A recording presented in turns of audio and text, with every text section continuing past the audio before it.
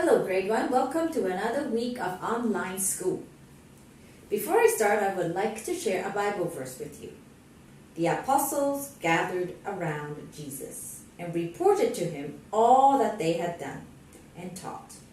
Then, because so many people were coming and going that they did not even have a chance to eat, he said to them, "Come with me by yourselves to a quiet place and get some rest." Mark chapter 6, verse 30 to 31.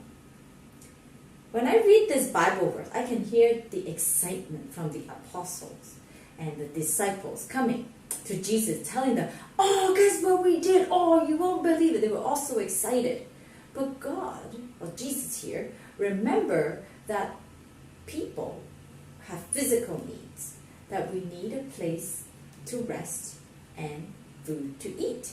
So when you are working, I know some of you are working really hard, or when your parents are working, remember to take time out to rest and eat, because that's what God calls us to do as well. Let's take a look at some of our friends' work from last class. Here we have a Sherlock. Now the reason I picked Sherlock's picture is because he combined two pieces of homework together.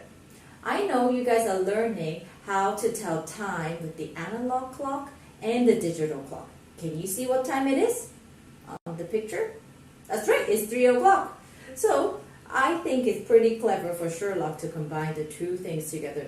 And in fact, a lot of artists and designers will do this. They will make a clock and then they include it in a picture so that when you look at the clock, it has something nice to look at, and it also looks like a picture. So Sherlock, you were a great clock designer here.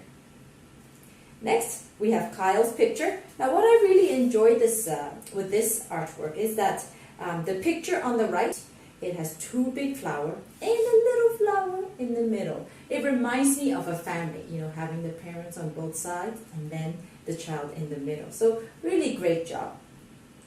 Next, we have Chase's picture. Now I really appreciate the details of the butterfly that you did and how you incorporated the candy as part of the butterfly. That's very creative and thinking outside of the box and following through with your idea. So I really, really enjoyed that. So thank you very much.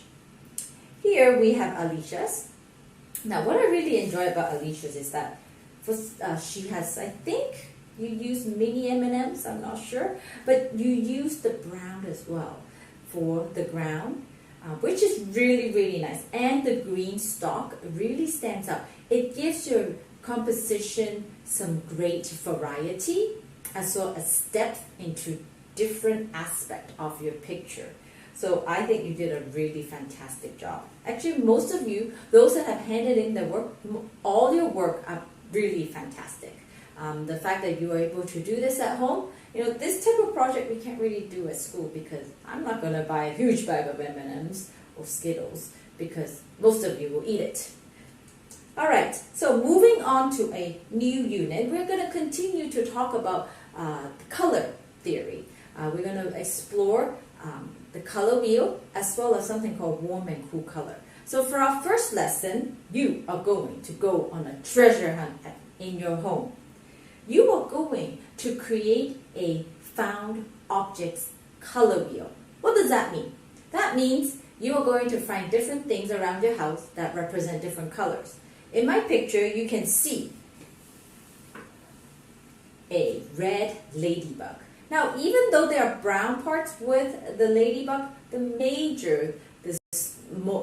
most important part of the ladybug is red, and I will consider this as red.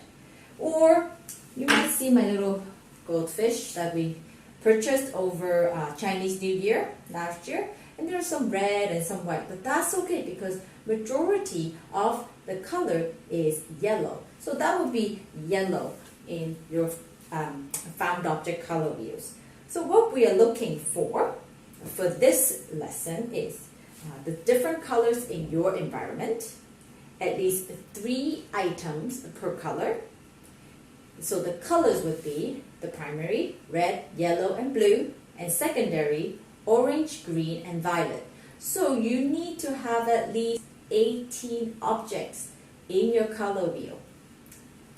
Also, we are learning to create a color wheel using found object.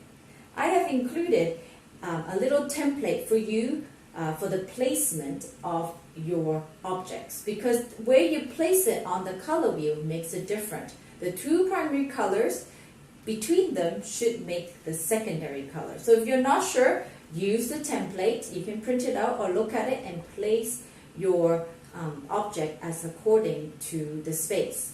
If you have any question, feel free to send me an email, and have a great holiday.